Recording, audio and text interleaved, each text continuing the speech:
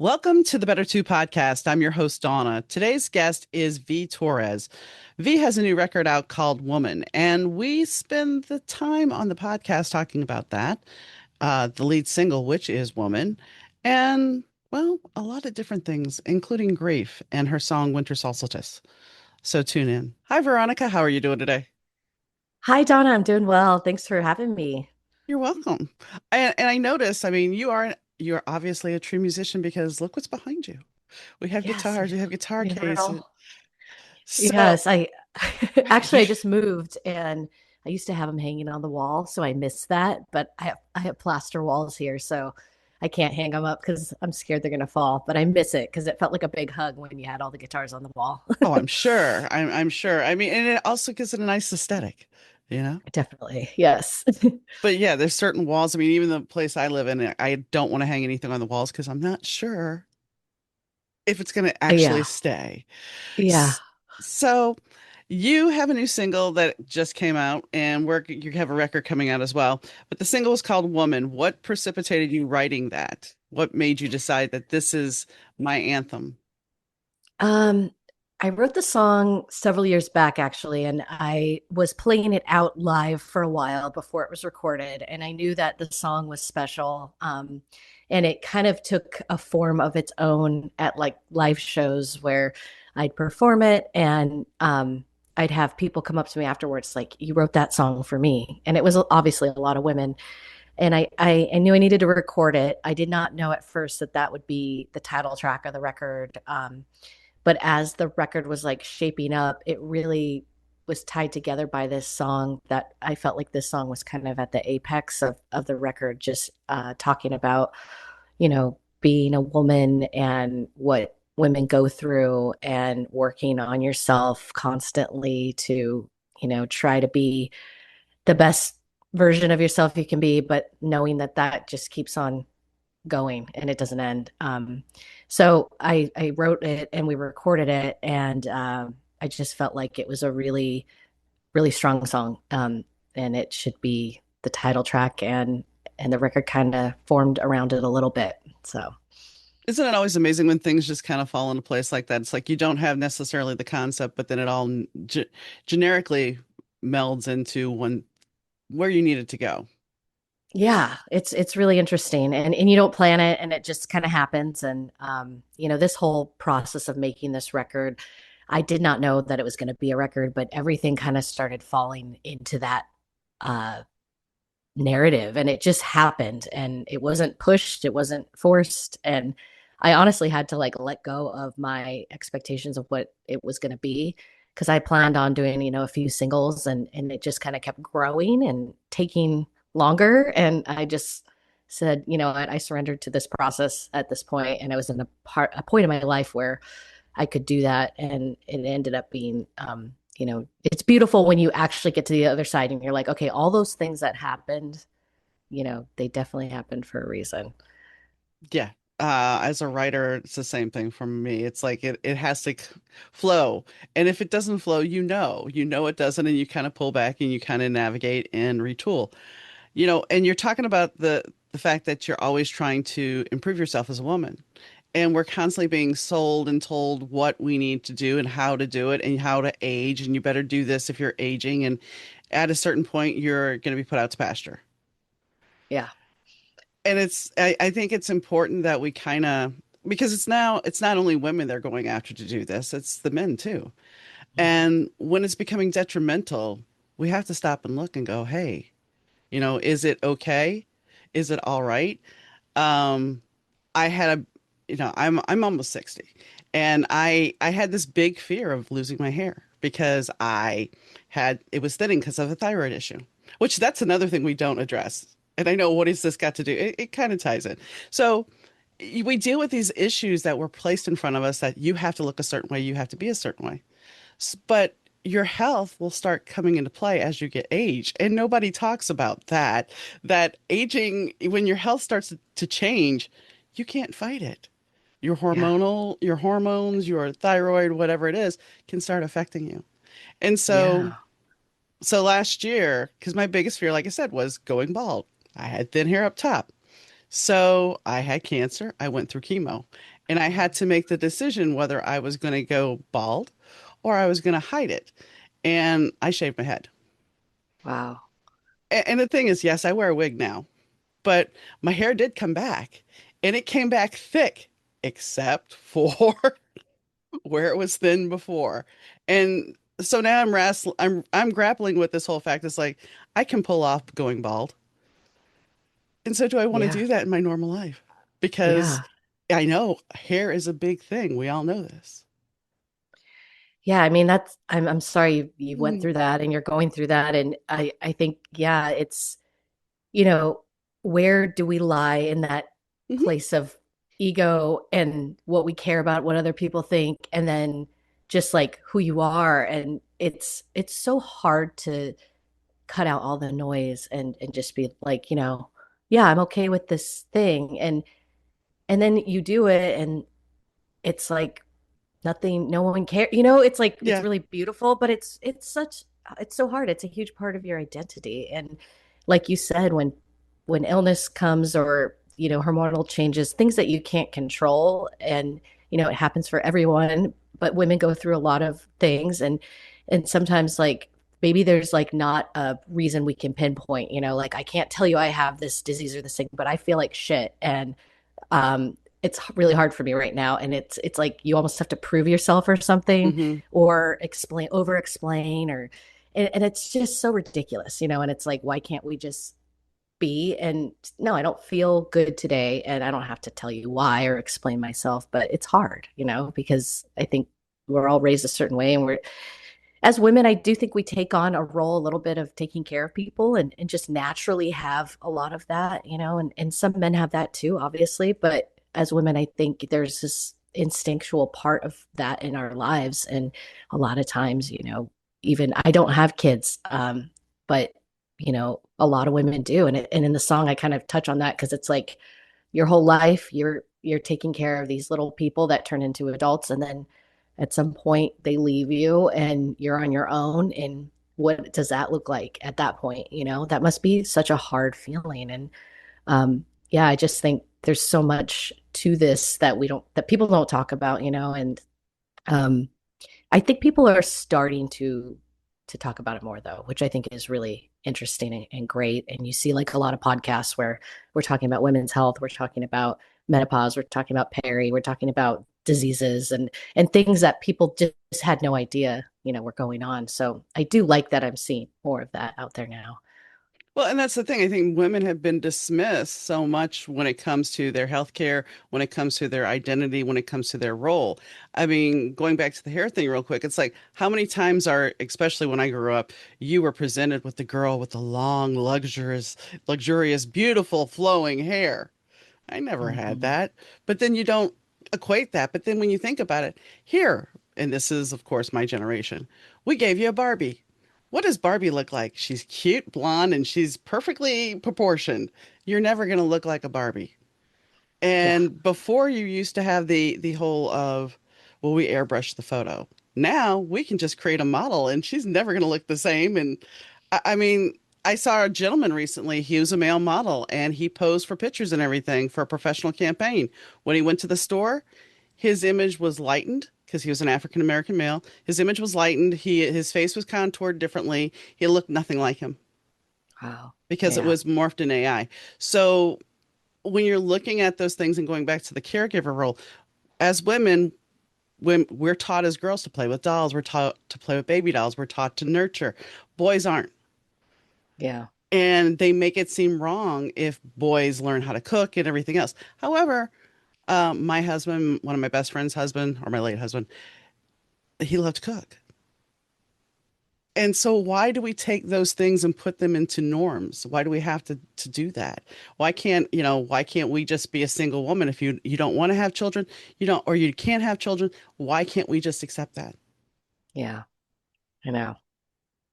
And it's It's go ahead. Yeah, no, I think I agree. And I think it is changing a little bit. I think, it was hard for my parents when I told them, I'm probably not going to have kids, and I'm divorced. And I never wanted kids, to be honest with you. I think because I grew up feeling like I was running around taking care of people, and I just felt like I need it's my time now, and I want to focus on my music and create and be an artist. And when I got married, we were on the same page, and then it changed, and he was like, I do want kids, and I don't want to be an old dad. And I'm like, but that's not really what I want. And that was a hard moment. That was part of our split, wasn't the whole reason. But for my parents, just that, especially my mom, it was hard for her to accept that, like, are you sure you're not going to have kids? Like, that's what life's all about. And I'm like, I get that. And I'm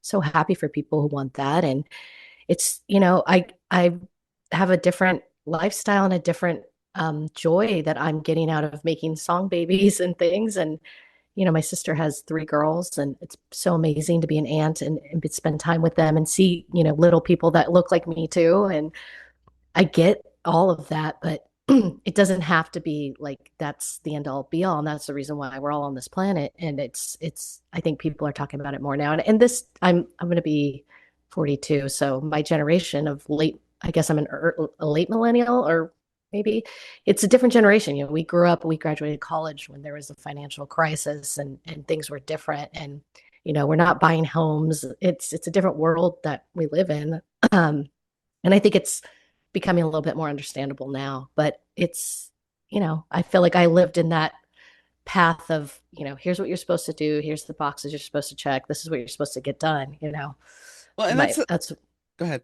go ahead. No, No, you go go ahead. ahead. Sorry. I was just gonna say that's the scary thing about now is because we have allowed women to have this other life. And now we have people that are, and I'm gonna say it as it is, making a corporate traditional wife. Because these people that are traditional wives, if they're making videos and everything, are they really traditional wives? I, Yeah, right. Are they doing the traditional wife things at home? Yeah, mhm. probably not. It's I, it's very interesting. it's marketing at its finest. And I mean, I will say this, when I married my first husband, but even before we married, when we were living together, he had two kids. And for us financially, for what we were going to pay for daycare, it behooved me just to stay home and take care of them. So I got to be a stay-at-home mom, and it was fun being a stay-at-home mom. But I also felt like at a certain point, my life was stagnating. And it wasn't so much about the kids, it was just me in general. Mhm. And what you said is very true because at a certain point, the kids leave. And then what? And there's a whole story there, but we're not going to go there. But because I left before they were 8 and 10 when I left, and they were 4 and 6 when they came into my life. But the fact of the matter is, I knew eventually they wouldn't be in my life. Yeah. And so why is it my responsibility as their stepmom to be this person when their own parents weren't those people? Yeah. That's a lot. Hmm. Yeah.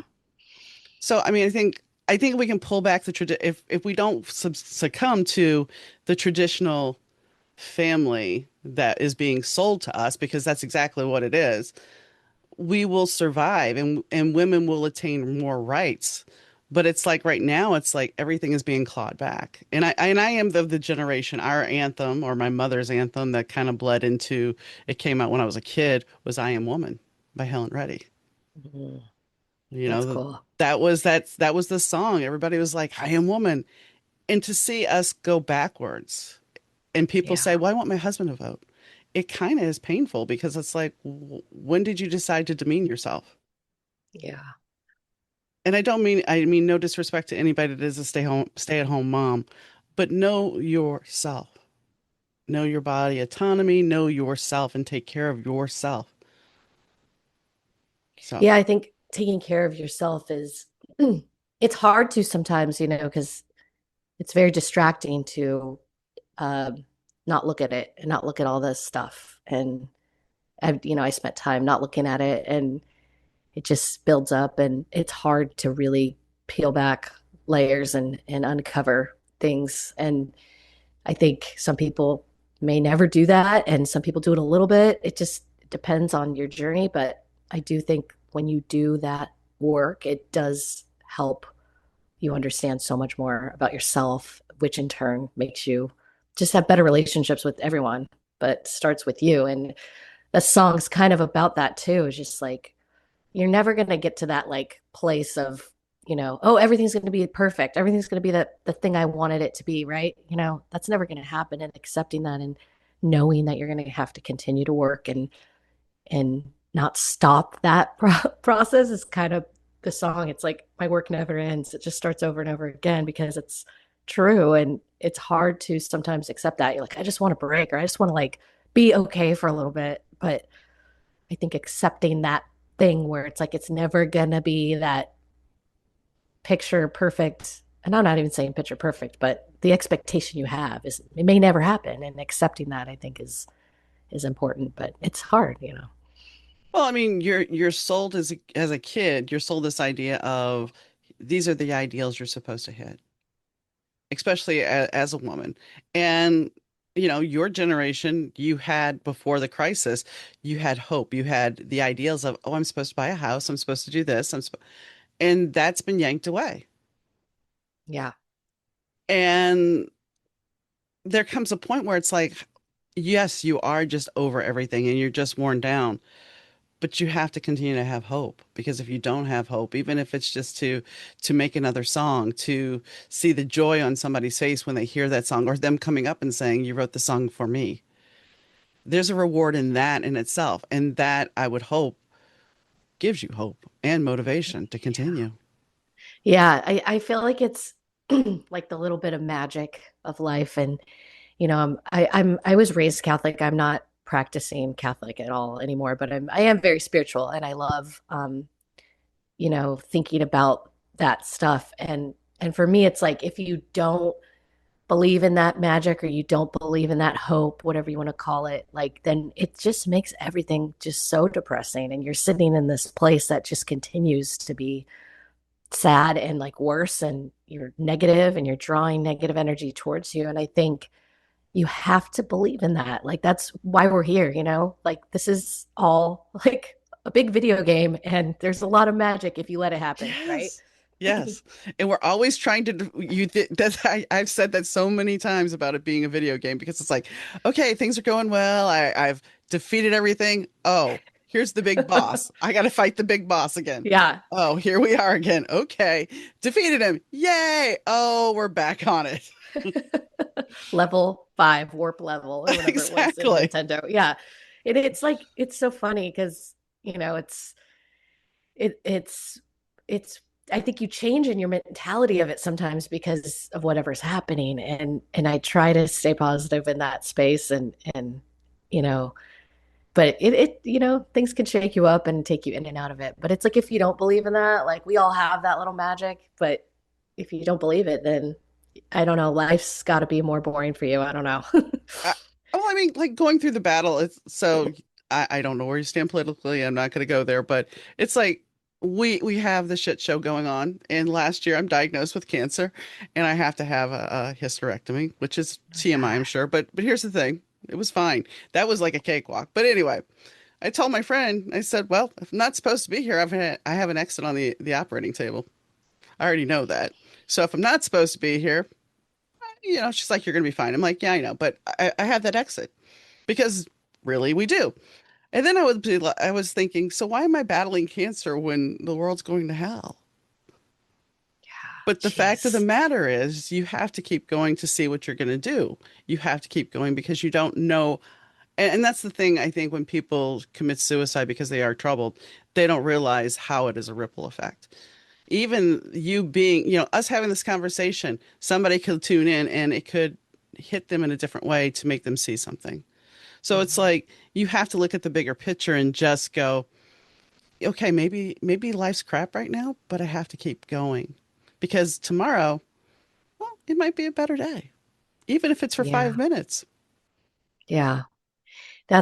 I mean, again, I'm so sorry. Yeah, That's a really hard situation that you've been through. And I guess for you, how did you, if I can ask you, like, for you, what was it that helped you see, like, okay, I need to keep going? Like, was there a thing, or was it just that bigger picture thing? writing, Writing. writing and doing the podcast, because um I really couldn't do anything else. I couldn't really go anywhere because you're immunocompromised. And I got to a point where I was seriously immunocompromised. And so I would come in here and leave just one light on and I would write. And Ray, who is in charge of Ray B public PR, Yeah. he and I have a good relationship. And I told him, I said, have faith in me that I can do this. So I was doing the podcast bald and everything. And finally, it got to a point when my immune system was so bad that I had to cancel one show and take a break for a month. And he understood because he's been friends with people that had cancer. So he understood completely. But those are the things that kept me going.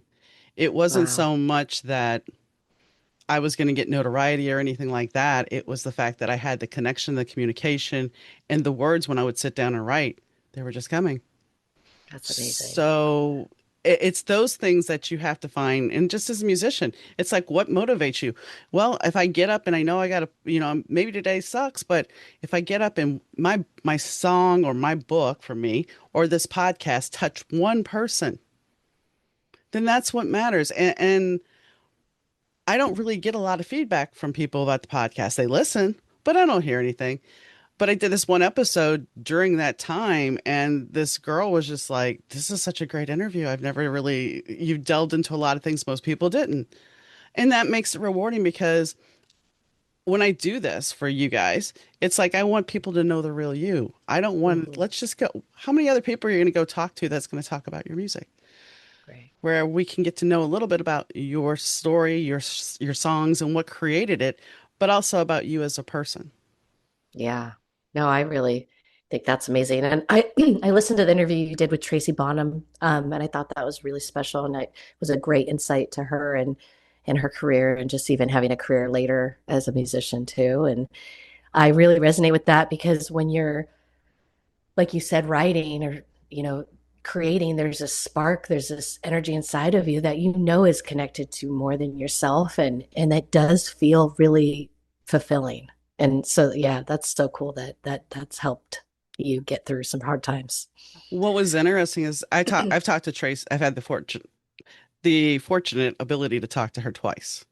Once I Cool. talked to her, I didn't have cancer. We talked about her cancer journey and everything.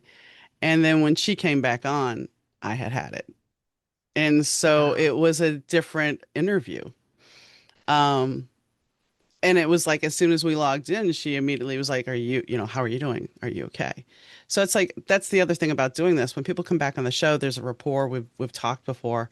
And I keep an eye on the people that come on the show because I want to see you guys' career succeed. But she has gone through the gamut, and yeah, that's the thing. You can decide to give up or you can decide to keep going. And talking to a lot of musicians that are older that even had their heyday Yeah. and they're still trying to continue on and how it's not as easy is an interesting thing because we think, oh, you had a hit record, everything's good. Not in all cases. Yeah. Yeah, it's so crazy too. Like, everyone's like, well, it must be so much easier for you now because you can put your music on all the platforms and use your platform to talk to everyone. And I'm like, yeah, you're putting it on a shelf with like a ton of other things that are not really being pinpointed to anybody. And that's not why we do it. We do it because we love it and we want to continue to share our art. But yeah, it's a completely different world than it was when, we'd go to Tower Records and we'd see a shelf that had like 10 new albums on it. And okay, I'll buy these two and we'll go listen to them and digest that music. So for me too, making this a record, I didn't know that that was going to happen. And I really love that it did because I put out a record in 2017 and then I put out a lot of singles, and the world really changed a lot during that time between then and now. And I was like, I really want to go back to like a longer source thing that someone can or can't listen to, whatever they want to do. But I want to put that out because these things feel very connected and they were strung together in this way that really felt like they needed to be a record. And so it's been really neat to go back to that and you know, people ask like, well, do you think people even listen to records anymore? And I think they do. I think there's been a resurgence in vinyl and people just needing to stop the noise that's going on all the time. And I think it's special when you can dig into something like that. And like you said, you're writing a book. Like I recently started reading more again, and I'm like, this is just the coolest thing. And it's hard because you're always so busy and there's always something else to do. But when you get to put a record on or open a book and just like sit there and the peace that enters your body is just like insane. You're taking on an adventure. And the thing about this, and yes, there is a resurgence in vinyl and everything. And I've had the discussion because yes, generative AI has become really a beast, not only for my industry, but your industry as well. I mean, even the podcast industry, we can have a generative AI. I don't want that. I want human connection. That's why people do this.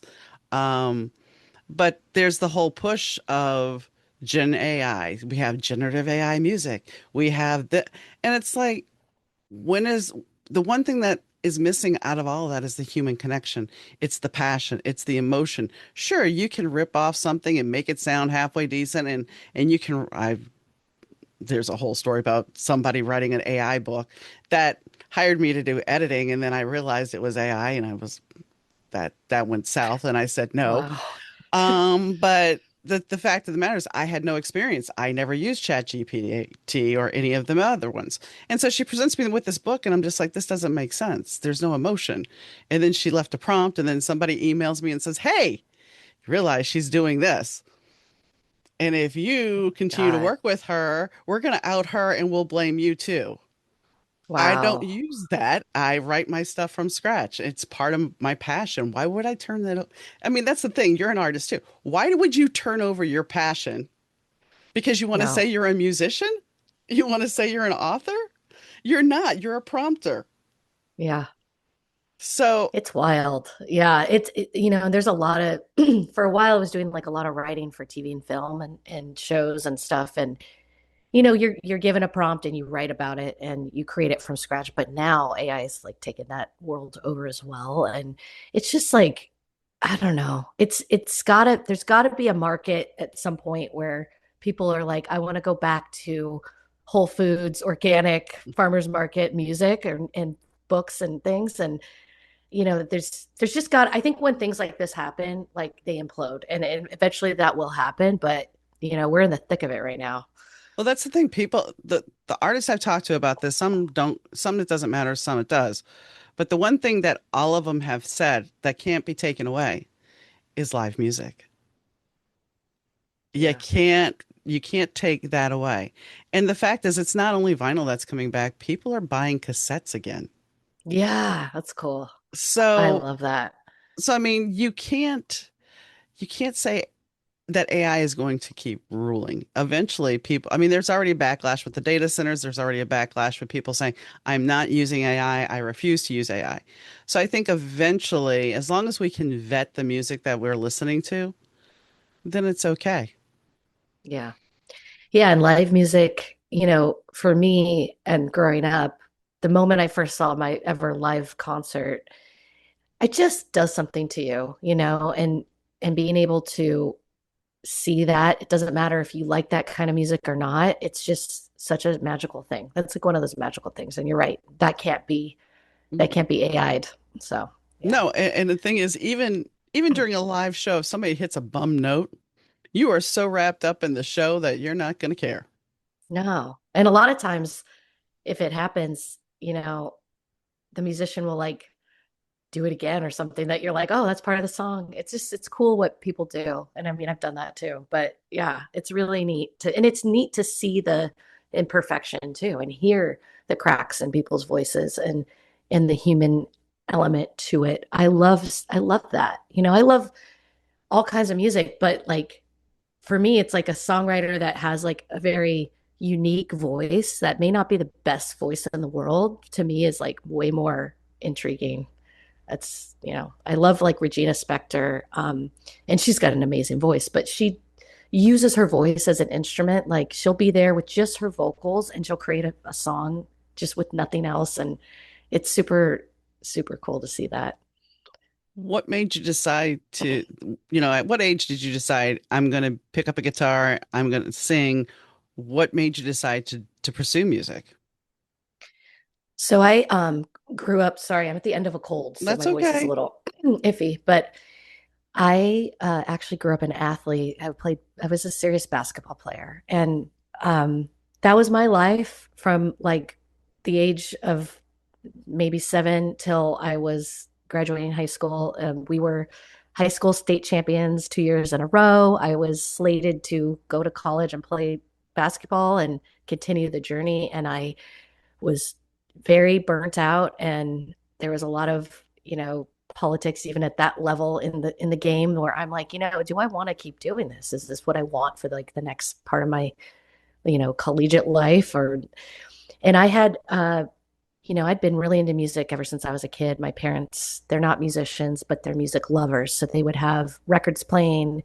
My mom was really into music, and ever in the car, we'd, have the cassettes playing of, all the grunge rock that was on K Rock at the time.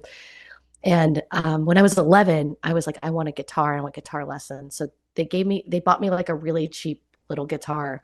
I'm left-handed, and my sister is too, but I play guitar right-handed. My poor sister can't play it right-handed, but she had a right-handed guitar, so she had the shaker. And we'd go to our guitar lessons, and my mom saw that I was pretty serious about it, so I got like the better guitar when I was like 11, and I was really into it. And so I would play, take my lessons, but I didn't really start writing until my basketball career really ended. And when you're involved in sports, it takes up, 90% of your day. And I was like, what am I going to do now? Now that I'm not doing this thing that I've always done, and, working really hard on this other thing, what the heck am I going to do with my time? And I ended up going to Loyola Marymount for college, and they had an open mic that was a really cool open mic at the time. It was like on a Monday night, and like the whole school really went and sat there and listened to people play. And so I started playing again, and was really inspired by that open mic. And I started writing like crazy, and just kind of put all my energy into that, and fell in love with it again. And yeah, it just took off from there and never really stopped. Do you ever look back and wonder what if about the basketball thing? Sometimes, yeah, I felt like I went through a big grieving process of that, especially now. I don't know if you follow sports at all, but the WNBA is like had a huge resurgence, and is getting way more popular, which I think is amazing. And actually, one of my high school teammates, she played in the WNBA, and she was a coach too. And so when I would go to the games and stuff, I felt like, dang, maybe this could have been part of my journey, and I do miss it. And there's like this podcast that I just met, these people who have this podcast called No Former Athlete, and they're like, we'd love to have you on it, because there is this weird thing that you go through as an athlete at, whatever level you're doing it. I didn't do college, but you do kind of feel like a part of you is dead, and there's like this huge chunk missing. And so sometimes I do think about that. But again, at the time, like WNBA players were making no money. It wasn't a big thing. And I'm like, what am I going to do? Like, how am I going to make money? I had a lot of pressure about, that part of my life. And so, I go to college and start as a theater major, and then turn into like an accounting major by the end of it, because, I got to get a job, and, and so forth. But I do miss that part. And I have felt grief about that part of my life, because it is such a cool world, being an athlete, and working together in a team. I was the point guard, so it's like the person who's creating all the plays. And I really I love working together with people like on a common goal. I really light up with that. And I think that's why I like playing in bands too. Um, so I do miss that, and I do think about it sometimes. But this is a normal thing because I think when whether it be a sports career, anytime we have an occupation that has become our identity, we do go through a grieving process because Yeah. you become associated with that so much. I mean, I was a claims insurance supervisor, so I used to handle claims, and I did it for 10 years. And when I stopped, it was my identity. Who am I now? Yeah. And that's the thing. I think we're taught that our outside, what we do, whether it be a musician, writer, whatever, that's who we are. But that's only part of who we are. But we put so much emphasis on that, and especially when it's something that we spend hours a day doing. Stepping back, it's kind of like, okay, so now what? Like you said. You got to figure it out, and it's not always easy to. Yeah. It's so interesting. And I've, with music, I've grappled with that because there's been points in my life where I kind of like was like, I'm just going to hang this up for a while and take a break. But it can't, like, it's a different thing because it's not like what I do. It's just a part of me. And, Hmm. I don't define the success the same way that I used to with music. And so I think it's interesting to just go through those iterations in your life and understand it. And even with you, when you were, stay-at-home mom with your stepchildren, you probably had a bunch of that happen after when you stopped doing that. Like there's a lot of you do these things. And I mean, not to bring that No, back up, no, but it's yeah, true. yeah, It it's like who are we, even if you have like a parent pass away or something, like I was a daughter, I was this, it's mhm. there's so much many layers to things like that, and it's hard to see. Like I'm so lucky I have grandparents still, Hmm. and they're old, 94 and 89, and my dad, it's his parents, and he's going through that right now where he's, they don't live in the same state, so he's kind of going over to take care of them, and it's just so sad to see him going through this part of losing, almost his parents, and all the emotions that come with it that bring up all the other things that have never been, talked about. And I just see it through him and I feel it too. And it's like there's just so much to life where you're just like it's hard. You look at that stuff, but um it's also beautiful, and it does bring up the other parts of you. And like you said, we are not what we do, and all these things that come in and out of our lives and happen to us all happen, I do think, for a reason. And it's just interesting to see how we react to it. Well, and that's some I've talked about that on here before because it's like all the experiences, even though, yeah, cancer sucks and everything, whatever. But all those experiences have made me who I am. And it makes me able to have a conversation with somebody about different things because I have gone through that experience. I have had that walk. And you're talking about your father taking care of your grandparents. That is, it's a heavy thing. And the problem is older generations, especially when it comes to men, are taught stuff your feelings. You're supposed to man up. You're not supposed to have any emotion. And it's like, but there's a process for grief. When my dad, I flew down to New Orleans because my dad lost my grandfather. He lost his dad. And I was supposed to stay there for 3 days. And all my cousins were staying at my grandma's house. My, after the funeral, my dad says, "You're getting on a plane tomorrow and leaving." Because he did not want to, and his girlfriend at the time told me later, she's like, that's because he didn't want to see you up. He didn't want you to see him upset. Yeah, that's so hard. Yeah. I mean, just be, and he's a fireman, so there's the bravado of a retired fireman, but there's the bravado there of I can't be weak. But you have to be. Yeah. It's okay to be. Yeah, it's I see that with my dad too. Like I try to talk to him about it, but he doesn't want to talk about it. And he actually lost it's his stepdad actually, because he lost his father when he was 3 years old. So Oh, there's so much to this layer of stuff. And you know, it's just it's hard to see your parent not show those emotions, and then he does from time to time, but it's hard to just, it's all in there and it's all happening. And yeah, it's hard when they don't want you to see it either, like you said. right. I mean, it's the whole mantra of I'm supposed to be strong. Well, there's a Hmm. certain point when you're not. And Yeah. that when my dad lost his wife, my stepmom, when he lost her, she died in his arms. Oh my God. Which there's multiple layers here because he's a fireman. He got the key to the city of New Orleans because he saved somebody. And here he is, he can't do anything for her. So Wow. yes, he starts drinking and everything, but I'm going to be honest with you. Because he was drinking, he was the most honest I have ever heard him in my life. Wow.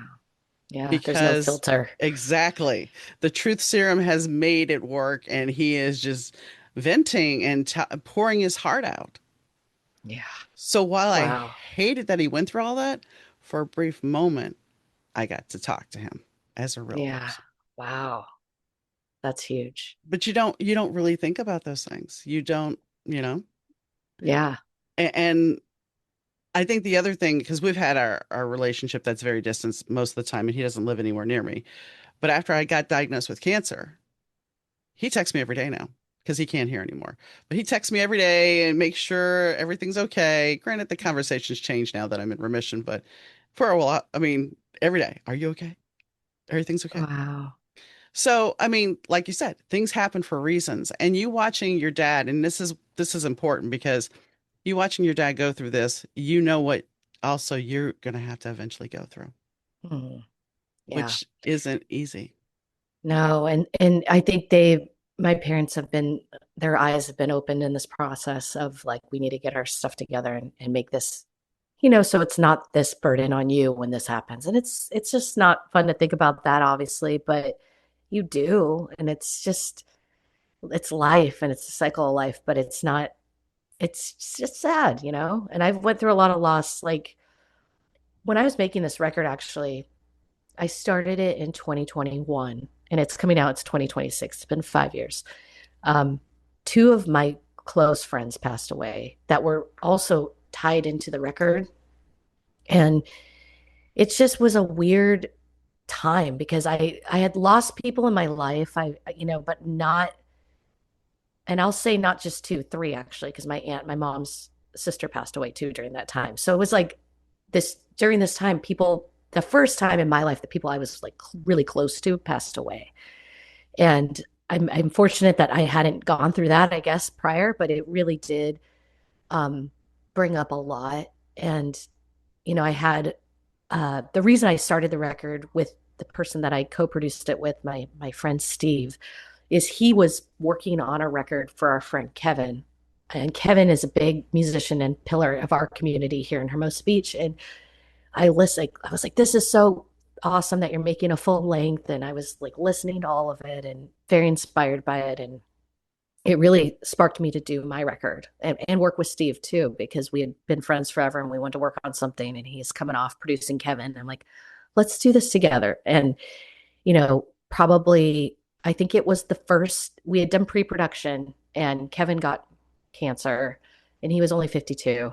Um, and the first day we tracked for the record, we had our friend Jaden playing drums, and everybody that was on this record in that room that day was connected to Kevin. He passed away that day. And we were like, do we not do this? Like, do we just stop? Like, we're all hurting and feeling this and very close to this man. And we're like, Kevin would want us to keep going. Kevin would want us to play. And we just, that's how the first day of recording started. And it was just such a trip, to be going through this loss. And it was a big loss for everybody and the community. Kevin was a therapist as well. He was MFT, and he was just this amazing human. And for musicians, he was like a sober musician. So he was helping a lot of people with sobriety and just very there for the community. And you know, very supportive. So you're like seeing this person who's been doing all this amazing work and then they pass away at 52 from, melanoma. And it's like, how is this happening? And, you know, I also had a friend, Mike, who he came into the studio every day and he was video recording BTS because he wanted to. He was a true fan of my music and such a sweet human being. He too was like early 50s, and he was there every day filming this process of making the record. And he got sick as well and passed away, I think 2 years ago now. And it just was such a weird time of like, okay. And then my mom's sister, and I'm like, there's so much happening. I can't control anything. I have to just be. And all of it really played into this weird divine timing of this whole process happening while these other things were happening and while we had to stop and while we paused, and I just felt these things. And I don't know, it was kind of a trippy couple of years. And now I feel like weird too, like releasing the music. I'm like, it's just a weird feeling to think about all of that had happened during this time. And now we're here. But, what is time? It's just, it's fascinating. And it's really, it's been heavy couple of years to go through loss like that. And and feel it versus what I think the prior version of me might not have felt it as much, but I've been through a lot of therapy and a lot of work on myself to like allow myself to be in the space to feel and to grieve and to, say no to things because I need to just cry or whatever. It's interesting to be in that space during it. I'm sorry for your loss. I know it's not easy. Thank you. Thank you. And being close to, I mean, whether they're friends, spouse, whatever, family, it's grief is something. And I was talking to somebody last night about this, that grief is a very weird thing because all of a sudden, out of nowhere, it'll come back. Oh, good, we're Just having a hit you. thunderstorm. I just Are heard you? thunder. Yeah, I just heard thunder. Oh, I'm like, okay. that's Um, amazing. yeah. But I mean, grief is one of those things where you can be fine. Yes, the anniversary may come up, the birthday, Mhm. but it'll come out of nowhere. Out of nowhere. And because some people are like, well, you should just be able to move on. No, I lost It's my not how husband it in works. 2020, and Oh, I sorry. mean, it was not from COVID, it was from something else. But it's one of those things where it's like there's still times where it'll come up. There's still times where those feelings will come up, and because they were part of your life, it's just like, and we give grace if you're talking about an ex-friend or whatever. But if you're talking about somebody that's passed on, well, you should have moved on by now. Everything should be okay by now. No, that person is always going to be part of your life. And for you, those people are going to be part of this record process, the recording process, those songs, those those attachments are there. And it's nothing wrong with that. It's a celebration. And in a way, you continuing on with the process, even though all that loss happened, you are celebrating their lives Yeah. while making a part of your life. Yeah. It's so true. And I Kevin's wife was, he had a lot of amazing guitars, and she's like, if you want to use some of his guitars for your record, you're welcome to, which was so nice. And I did play some of his guitars on the record. And just things like that, we have a studio that he was a part of that we still use, and there's definitely signs of him all the time. And um, you know, it's just I saw something. I think Sarah Bareilles. I just saw this snippet of her talking about grief the other day because she has been through, I think, a lot in the recent history. But she said, grief is a gift, and I hadn't really thought about it that way. But I guess it is because it is something that doesn't go away. It is something that isn't linear, and it is something that time doesn't really matter, and you just get hit with it. And it is there to show you you're human, and there is this thing happening inside of you that you haven't really like looked at or thought about, and I just thought it was fascinating what she said because it is true. It's like when I was going through my divorce, I'd have people say like, well, you know what, that was like 3 years ago, aren't you like fine now? And you're like, cool, yeah, no, that's not how it works. Like, this No. is not how this works. And I don't know how people can compartmentalize some of that stuff and just put it on the shelf and never look at it again, because that's just not how I operate. I'm the person that's like, I need to talk about this now. Well, I get where you're at with that because it's like, so yeah, I was their mom for those 4 years, for the most part. And I realized that I was more in love with those kids than I was him. But Yeah. that being said, that also being that mom and then going through that loss kind of formed me to, it was hard for me to be around kids after that.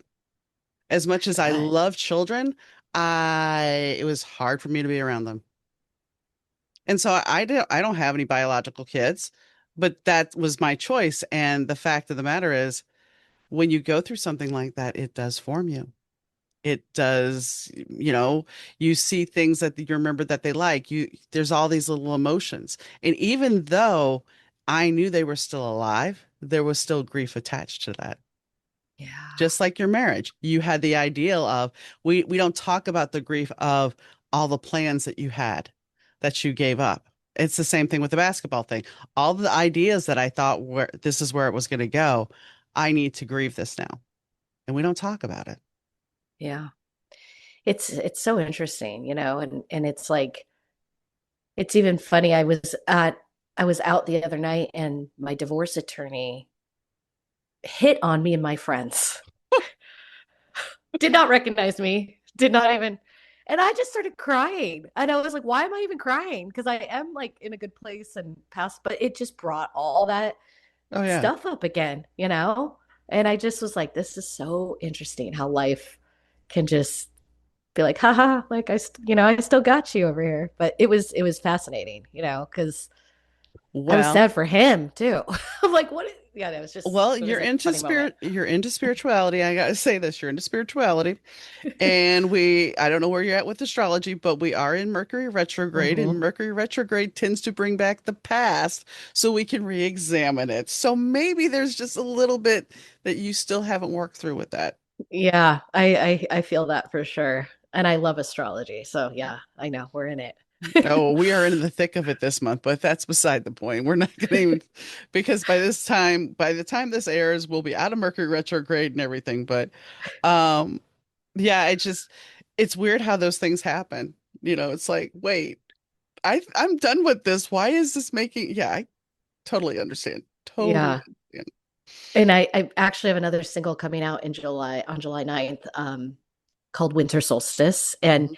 the song actually I wrote for a friend of mine whose brother passed away, and it was pretty tragic. And I wanted to be there for them and like console them and like do these things, but I realized like I couldn't. And it was kind of about that moment when you just know you can't do anything, and you're just, I'm here. I'm here if you need me, loving you from a distance. And it is a heavy, it is about grief. And it's about like also that hope you were talking about. Like winter solstice is the darkest day of the year, but it's also the day before the light starts to return. And I don't know, it's just kind of ties into that. So I wanted to bring it up. No, I'm glad you brought it up. What is your favorite track on the record? um, I think I really like the last song. It's called I Know Nothing, and it's very stripped down song, kind of about getting older and knowing less and Which is just being, yeah, like accepting of that. which is interesting because everybody's like, "Oh, well, the age comes wisdom." It Hmm. does, but then you hit a certain point where you revert back into being a kid. And That's really, yeah.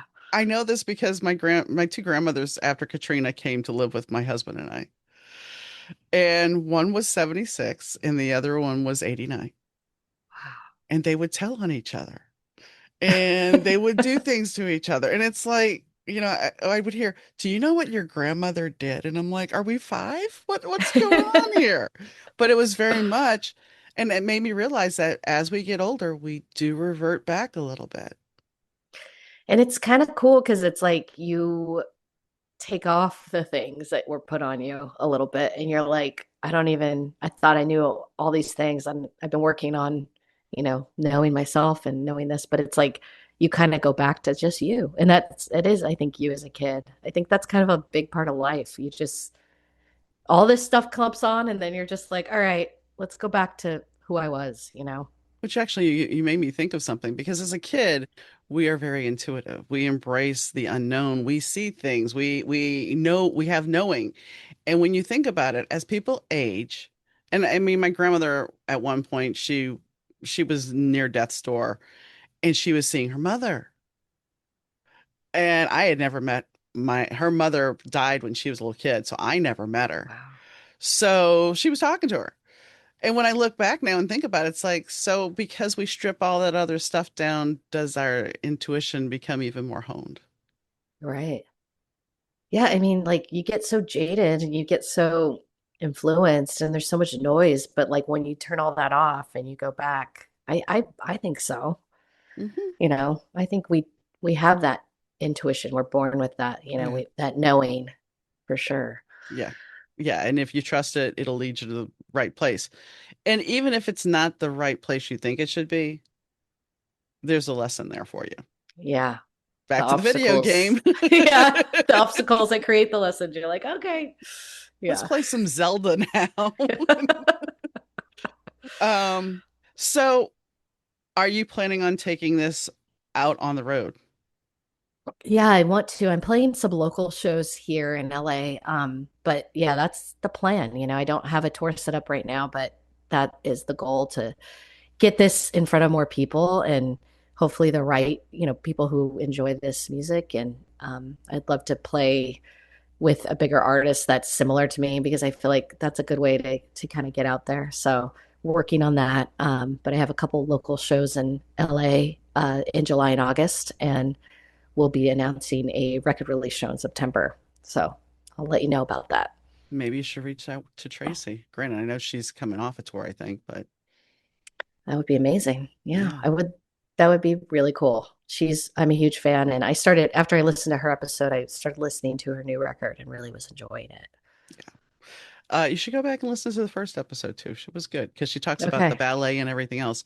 Um, Dream gig. If you could play anywhere in the world, where would that be? And second question, if you could collaborate with anybody in the world, who would that Oh be? man, hard questions. I would love to play at Red Rocks. I went there last year for the first time, and it's just such a magical venue and outdoor. I don't know if you've been there. It's in Colorado. It's like within like these like red rocks, and it's like Oh, built into. It's beautiful. a good play. If anybody wants to know that hasn't seen it, YouTube filmed a video there. I forget what Oh, song it is. Yeah, okay. YouTube has a song when they were in their early careers that they Like filmed a filmed song. at that space. Yeah, Okay, I'm yeah, gonna go look yeah. that up. Yeah, I went last year to see two shows there, and everyone had talked about it, but when I was there, I was like, this is special. And if you were a performer, like looking up at all of that and just being in that, I feel like it would be really cool. So that'd be a dream venue, and a dream collaboration. I love Jenny Lewis so much. I don't know if you know her, but she's in a band called Rilo Kiley, and she's also like a singer songwriter, does her own stuff, and I like look up to her so much as a songwriter, and I think she's hilarious, and I just that would be a really her or Beck. Both of those people would be a dream collaboration. I love Beck's production style and his writing. Um, and I think he's produced some of her stuff too. So yeah, that'd be cool. Once the record comes out, what do you see as your next steps? Are you going to continue making music or are you going to go try something else? I'm only asking because since we were talking about diversity. Yeah. I'm really enjoying this release part of it because I feel like I spent a long time working on the writing and the producing part, but I have been writing other music. So I'm looking forward to kind of recording some of it. It's sounding a little different, it's feeling a little different, and it's just fun to explore that. So I hope I'll be continuing to do that. Well, let's see, it's important to to be diversify. That's not even the right word, diversity. But it's important to be diverse because the whole fact of the matter is as you change things up, you gain more audience. Yeah.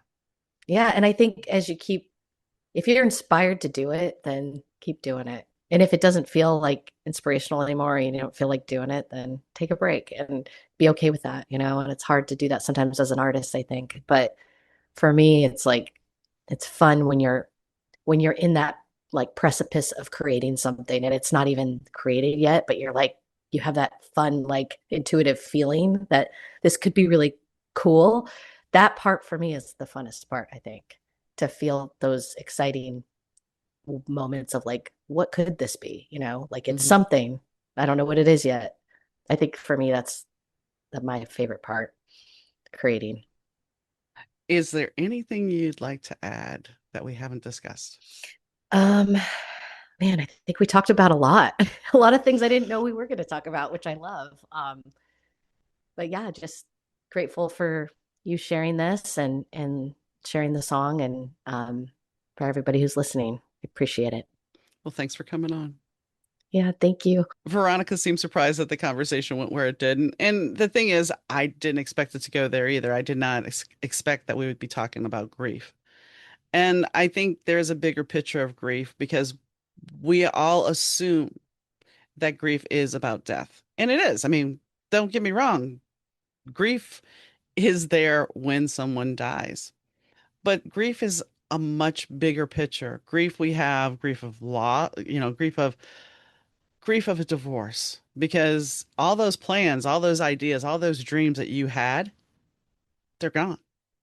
We have grief of being a parent.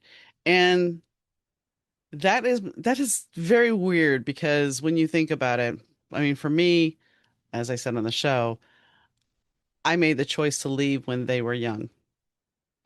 And do we ever discuss about, we said, oh, empty nester, when kids go off to college. But the fact of the matter is that really a right way to describe it? Or is it the grief of that part of your life? You're not going to be the mom, dad. You're not going to be that all the time. Things have changed at that point. So we have to look at the bigger picture and go, okay, let's see where things fit. Then you have grief of a job, especially if that's been a long-term job. Or in her career, her hopes to become a basketball player. Granted, she was burned out and she made the choice to walk away, but there's that grief. So we have to look at grief as not just this one thing that deals with death. Grief comes in many forms, shapes, and sizes. And we have to really look at that because it is an emotion that creates sadness and it can create joy. And I'm not, I know that sounds weird, but when we grieve certain things like the loss of a job or the loss of our identity, as far as, I was this claims adjuster. When you finally come to terms with that grief, and that's not something that necessarily is going to come back, but it might. When you come to terms with that grief of, I no longer have that restriction, I no longer have what weighs me down, meaning the job, there is that rebirth of joy that I don't have to be that identity. I don't have to limit myself. And that's when you have to say, okay, I release it. So I would definitely check out V's record. I think she has a lot of talent, and I feel that you're going to enjoy it. So definitely check it out. There's a video for Woman on YouTube, and I'll put a link in the show notes. And definitely, definitely give it a shot. It's worth it. So on that note, I'd like to thank V for coming on the show. I'd like to thank Fast Susie for the intro and outro music. And most importantly, I'd like to thank you for tuning in. And I really appreciate no matter when you're listening, morning, noon or night. I really do appreciate it. And I'll catch you next time, guys. Bye.